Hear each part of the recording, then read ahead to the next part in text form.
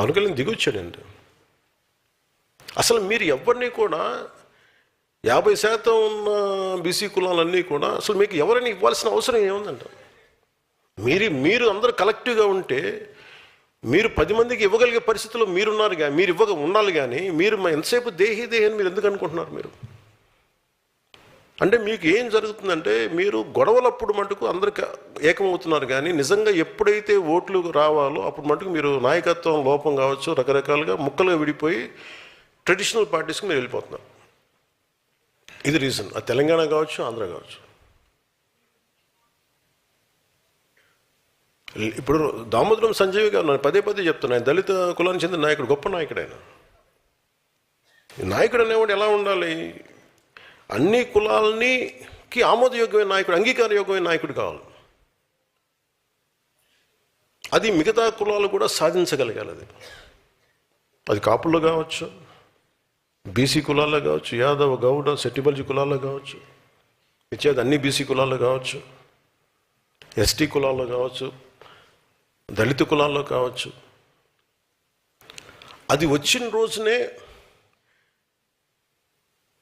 చాలామంది నాయకులు ఇప్పుడు తెర వెనక్కి కూర్చోబెట్టి ఇప్పుడు అలాంటప్పుడు మీరు అలాగా కనుక మీరు బలపడితే మీకు వైసీపీ లాంటి పార్టీ మీకు అవసరం ఉండదు. నాలాంటి తిట్టాల్సిన అవసరం కూడా మీకు ఉండదు. నాలాంటి ఇన్సిగ్నిఫికెంట్ అయిపోతాడు. నిజంగా మీరు అలాంటి స్థాయికి ఎదగాలని మనస్ఫూర్తి కోరుకుంటున్నాను ఈరోజు, మనస్ఫూర్తిగా. అంటే ఎందుకు మీకు చెప్తున్నానండి, ఇది అధికారానికి దూరంగా ఉన్న అనేక సామాజిక వర్గాల గురించి అందరూ ఎప్పుడు మాట్లాడుతూనే ఉంటారు, ఇందాక చెప్పినట్టుగా.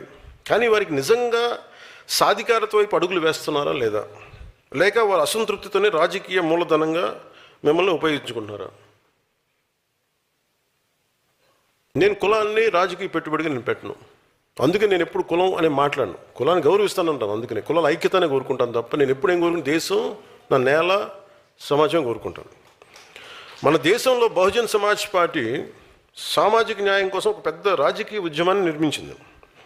అది లక్షలాది మందికి, కాంశీరామ్ గారి నేతృత్వంలో లక్షలాది మందికి రాజకీయ స్వరం అయింది. అది గొంతైంది, బలమైన గళమైంది. ఇది భారతదేశ ప్రజాస్వామ్యంలో చాలా చాలా కీలకమైన ఒక అధ్యాయం ఇది. కానీ అది ఒక పాఠం కూడా నేర్పించింది.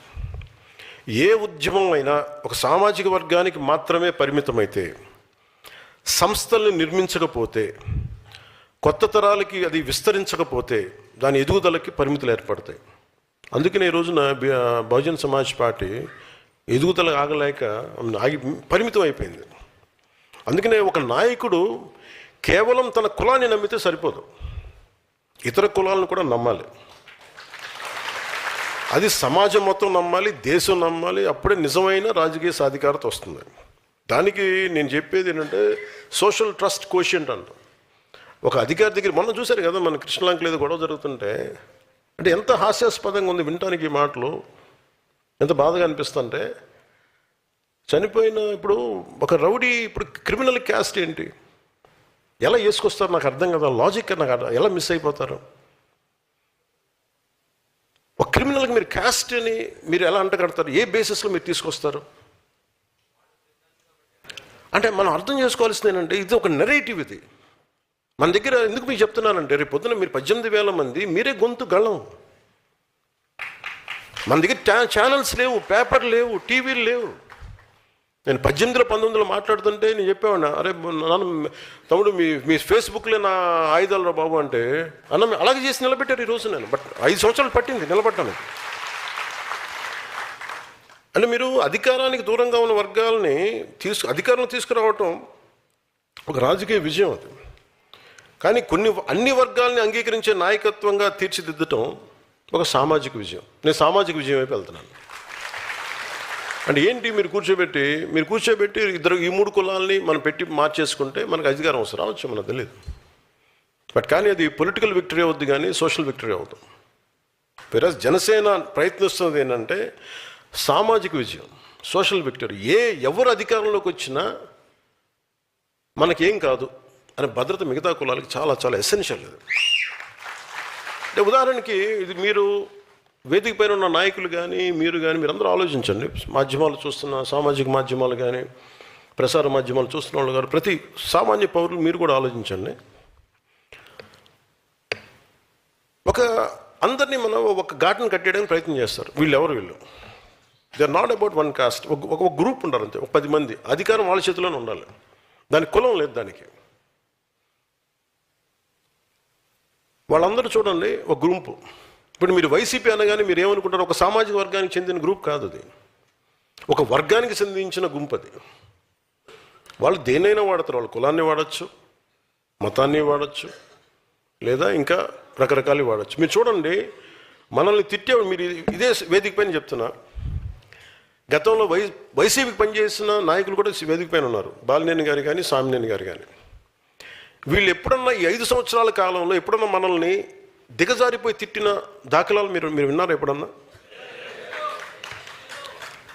మరి వాళ్ళల్లో మన ఉదాహరణకి బాలినేని గారే, ఆయన మన సామినేని గారే కరుడు కట్టిన కాంగ్రెస్ వాది. ఆయన జీవితం అంతా కాంగ్రెస్తో గడిచింది. ఆయన రావడానికి 100 ఆలోచించారు. సో సహజమైన లాయల్టీ కాంగ్రెస్ వైపే ఉంటుంది. కానీ దాన్ని దాటుకొని వచ్చారంటే ఆయనకు అర్థమవుతుంది ఇది రైట్ కాదని. దాని బాలినేని గారు మన రాజశేఖర రెడ్డి గారు చనిపోయినప్పుడు ఆయన కోసం వాళ్ళ నాయకులు, మన గత ముఖ్యమంత్రి కోసం ఆయన రాజీనామా చేశారు. మన మంత్రి క్యాబినెట్ మినిస్టర్గా ఉంది. అంటే అలాంటి వ్యక్తి బయటకు వచ్చిన దాంట్లో కులం ఎక్కడుందంటున్నాను నేను. ఆయన విభేదించి ఎందుకు బయటకు రావాల్సింది సరిగ్గా లేదు. ఇదైతే రైట్ కాదు. ఇలాంటి రాజకీయం రైట్ కాదు.